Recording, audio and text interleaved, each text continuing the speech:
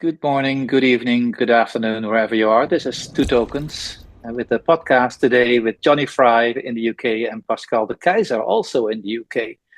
And my name is Alex Bausch and I'm with the Two Tokens Foundation. And today's podcast, we will be discussing sharing property, time sharing, and how to tokenize that. And that's the business that Pascal has been setting up. And he has a really nice project in the Spanish Pyrenees that he can tell us all about. But first of all, thank you, Pascal, for being here today, this sunny afternoon here in Europe. And Jonny, we met last week at the masterclass. Maybe a short intro for the people who don't know us. Jonny, who are you? Blimey. My name's Jonny Fry. I run a business called Team Blockchain, which is really looking at sort of who, how, where, and why blockchain and digital assets are being used in different industries and different jurisdictions. And work with a number of different companies on really looking at the commercialization of tokenization in different sort of business aspects, as opposed to the more ethereal sort of crypto. We're not really looking at that, but it's more the application of the technology. But so delighted today to be joined by Pascal, who you're going to be talking about co-working and sort of co-living. So Pascal, it's something I must admit I don't know much about. So be fascinated, perhaps, if you give us a bit of background. You've had quite a varied career, although you're here in Blighty. You're actually from foreign lands, aren't you? Closer to Alex. Yeah, thanks for having me. Indeed, I'm born and raised in Belgium, so obviously close to Holland. I'm partly living in Antwerp, which is also very close to Amsterdam, but I'm currently working, I would say, from out of the UK, from out of Manchester, predominantly. And yeah, I mean, what is Portio all about?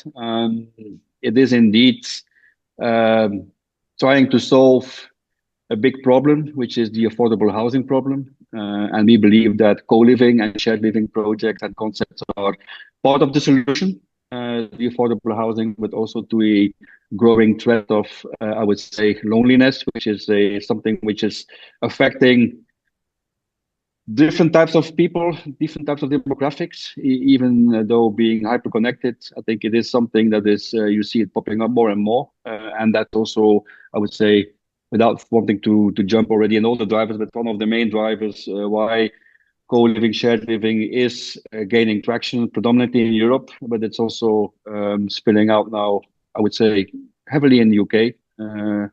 And in the US, it has been an item. It has then become a little bit, it got under the radar, but now it's increasing again in popularity. So we feel that it is there to stay and to grow on the long term. Yeah. And what? Yeah, and sorry, Pascal, I did check out your website. That's lovely, and I called it time sharing because that's the idea I got. But really, it's more than that, right? Yeah, it's really. So what is co-living all about? It is basically a community-driven way of living together. Yeah, and depending on the level of how much you share in the space, it can go in different directions. It can really be hardcore co-living where you are sharing, I would say, almost everything except your bedroom and potentially bathroom, towards a model where it is more like shared living, where everyone has his own private flat, if you want, his own, and then is able to use some of the commonly used spaces, specifically kitchens, working places, lounges, this type of amenities, gyms. So there are different forms of co-living. There are also different ways of co-living in terms of the demographics. Some are really focused on, I would say, early school leavers, young professionals. Some are really curated towards entrepreneurs. That's the first project we are supporting. And some of them are tending towards seniors. So senior co-living is also a trend which is really gaining traction, typically getting popular in the south of Europe, Spain, Portugal, obviously for the reasons of the local climate, local temperatures. And that's then sometimes also already blended with assisted living. So it's one name, but it has different buckets. It has different. I would say it covers different types of living together. But at the center, there's always this community purpose, community-driven way of doing things together. And the big saying in the industry is people go for the amenities and they stay for the community. And that's really I would say, the big promise that most of the co-living operators today try to put forward. And so is this, if you like, an alternative just to renting property? It is, but it has the big difference is that instead of just renting an Airbnb somewhere in a flat, what you basically do is you're renting a room or a space or a flat or a shared flat in a larger community where a lot of things are done together. So there is a whole bunch of activities around the community. There is which are typically organized by the operator who is managing the scheme. And to a certain extent, then there's also the shared use of certain types of amenities within the property. It can go from a kitchen towards lounges, towards entertainment rooms, towards gyms, co-working places. A lot of co-working, co-living properties and projects are combined with co-working. So there's always like a shared working place. Not always, but in a lot of cases it is both. Some of them are then operating it separately, so you can just get in and work flexibly without living there. But you can also do both. Yeah? So it really depends on the way the operator manages the asset. But it's this community type of and shared type of living is what it distincts itself from a traditional rental activity. So Pascal, the way I understand it, you have to be a member of this group. So if you become a member, you get access to all these amenities. Mm-hmm. But you are a member, but you're never an owner, right? Correct. Yeah. So most of them are typically rental schemes towards the users. So they come in, and depending on the type of co-living business, it can be short term. Some of them are allowing you to stay for the month. Some of them require a minimum 3 months. Some of them require minimum 6 months. And it can go all to what you call residential co-living, where typically it is a minimum rental period for 6 months. It also has to do with the local legislation on short-term and long-term rental. So depending on the country, operators have to shift a little bit the model because the legislation and the taxation is also different in the type of schemes. But at the end of the day, yes, you are there and you are on the rental basis. And what the big, I would say, advantage for users is that they have the flexibility to swap places, potentially even within the same network. So if you are, let's say, using a large operator network, you can even stay within the network using properties in different locations, different cities, different countries. But you're always a renter. You're never an owner, and that is where we try to, let's say, make a shift with Portio to build in a rent-to-own model, so that let's say renters gradually become, to a certain extent, co-owners of the place they are using. And is that where the tokenization comes in your token taxonomy? Can you tell us a little bit about that? So what we want to do is we want to open the opportunity for people who are using these places as renters to, in a certain extent, become, let's say, co-owner of the asset they are of the property they are using. And the way we structure it is that what we do is we basically allow people to convert part of their rent into tokens, which are representing a share in the revenue and the value appreciation of the asset they are using. Yeah, it's open also for the external public, so it's not only limited to renters. So obviously, we also allow the larger public to discover this type of, I would say, emerging real estate. And why we are using tokenization is just to lower as much as possible the entry barrier, to make it really accessible and affordable to the larger public. So that's why, for instance, the first project we're going to launch in Andorra has a token value of €40 per token. So from as low as 40 euro per token, you can get engaged with the project. Yeah, and what it gives you a share of the asset revenues in terms of rent income, as well as then the value appreciation over time. And why we are using blockchain, why we are using tokenization, it's because of the fact that, first of all, you can fractionize to a very, I would say, high degree. And then the second thing is that as to the extent that you have your own marketplace, you can then also start offering a certain degree of liquidity, making it possible for people to get in and out of their investment on a very, I would say, fluid way, and all very transparent, all very, I would say, 24/7 style, using public ledger. In our case, it's Ethereum, what we are using as infrastructure. So it's a novel way of owning and investing real estate in a much more, I would say, accessible and a much more flexible way than the traditional ways of real estate investing.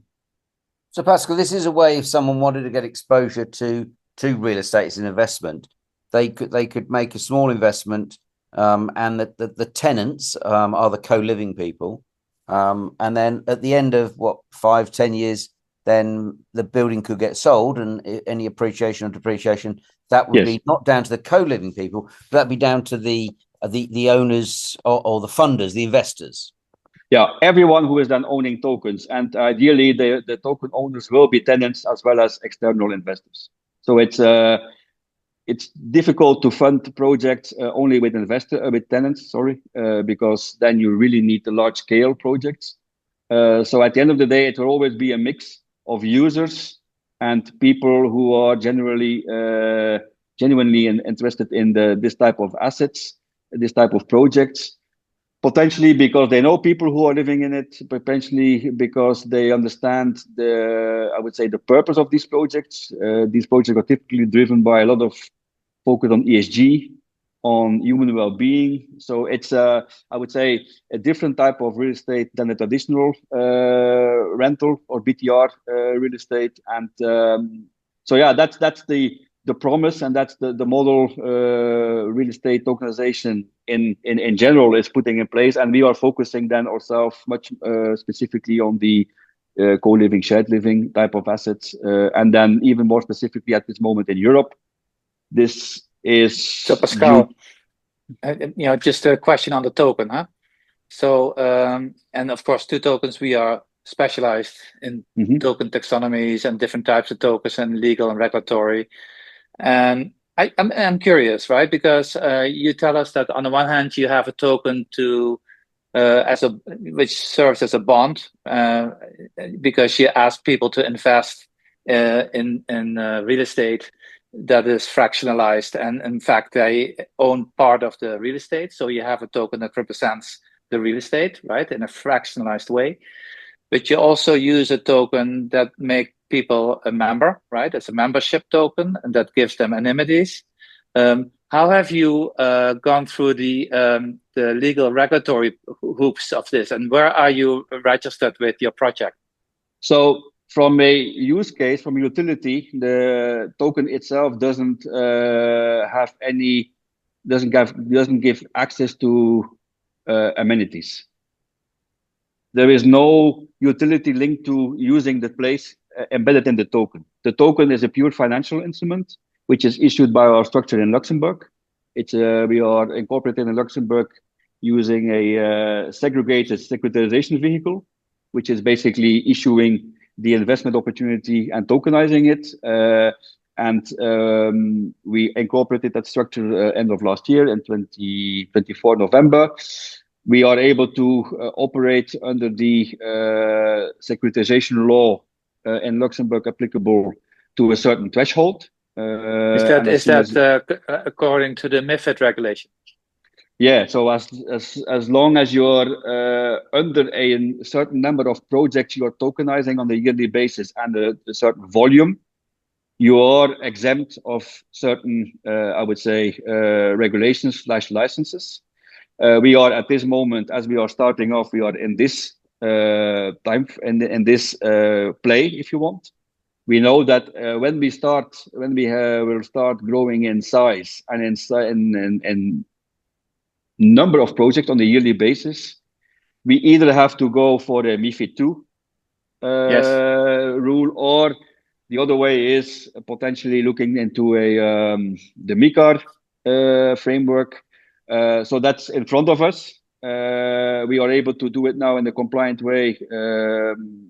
I would say in a little bit easier format, because we are still under certain thresholds in terms of volume. But that is a temporary status, which is good enough to do the proof of concept, to get the first 2-3 projects out.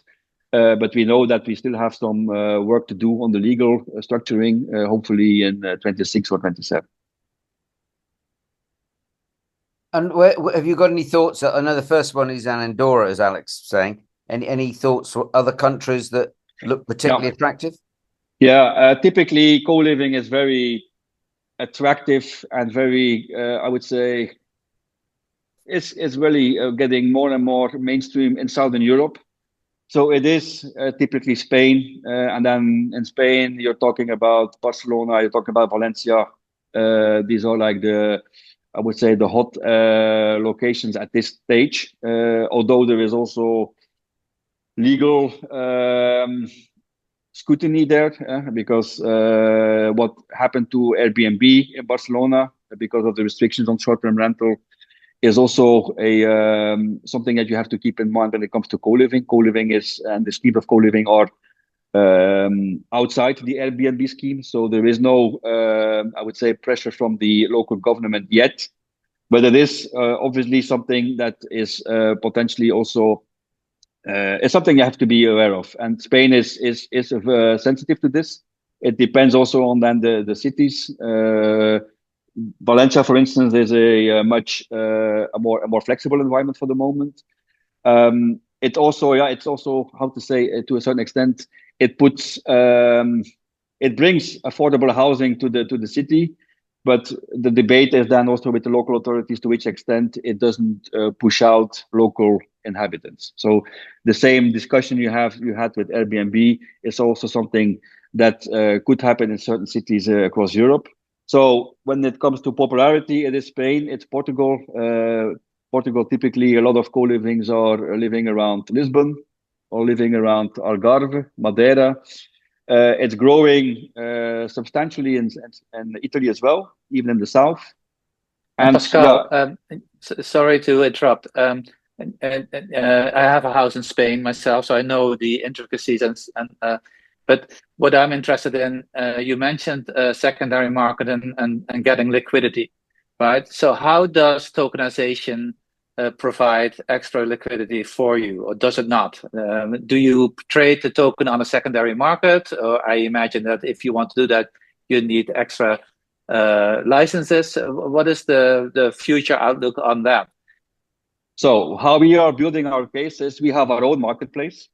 So there is already a tradability on our own marketplace, which is we are using a technology stack from a European company called Blocksquare. Maybe you know them, maybe you don't know them. So we're using their stack to operate our marketplace. And what they are now developing, and that's really interesting, is they are developing the bridge between these property tokens to something which is convertible into stablecoins. And so with this stablecoins, and it's going to be, if I'm not mistaken, it will be USDC, then obviously a lot of liquidity opens, because this is then something you can swap at any DeFi protocol, Uniswap, Pancake, whatever. So this would you then use it for a staking mechanism to create instant liquidity by staking? Yeah. And then at the same moment, why did you use USDC? Because there's more dollars around than euro stablecoins, or we had that discussion last week at the masterclass with Jonny and the Dutch Central Bank. So it's interesting to see that you chose USDC. Spoiler alert, it's not our choice, because as I said, we are using their stack. So we are following their, I would say, technologically choices. I know they are looking into different stablecoins. I know they also consider still DAI, for instance. I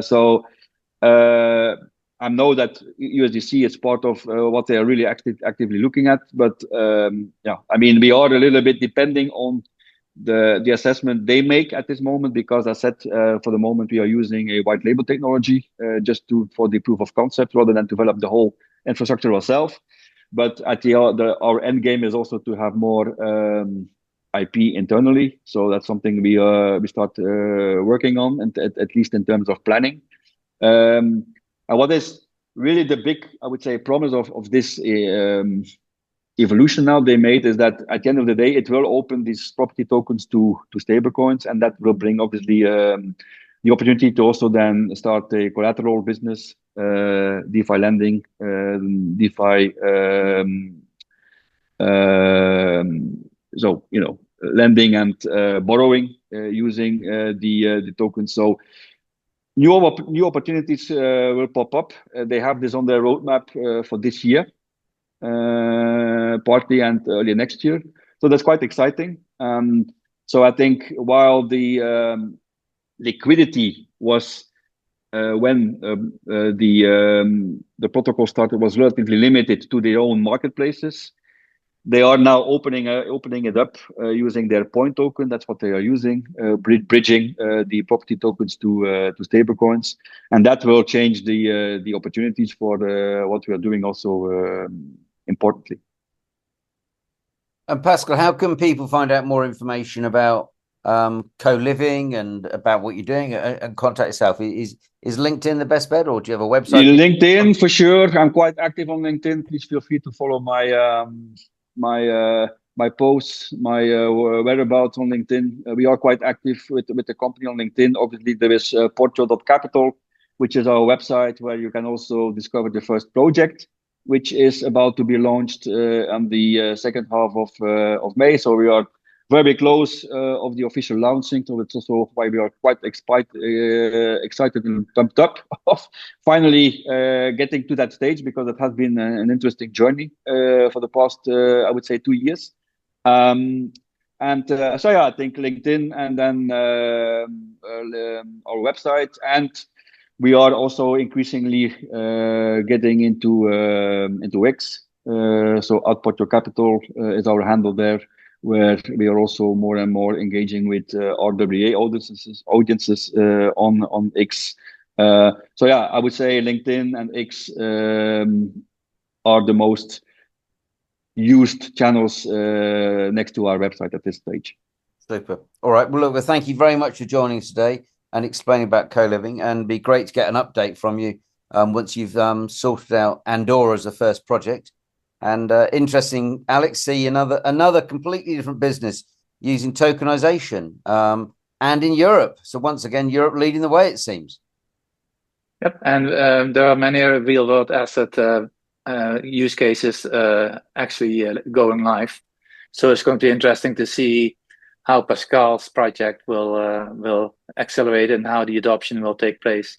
And thank you for listening to this podcast. And we'll post an article on this on the Two Tokens and the Digital Bytes websites. Thank you. Thank you. That was it for today's podcast. Thank you for listening in, and please subscribe so you don't miss out on our upcoming episodes. If you want to get in touch with us, you can find our contact details at www.twotokens.org.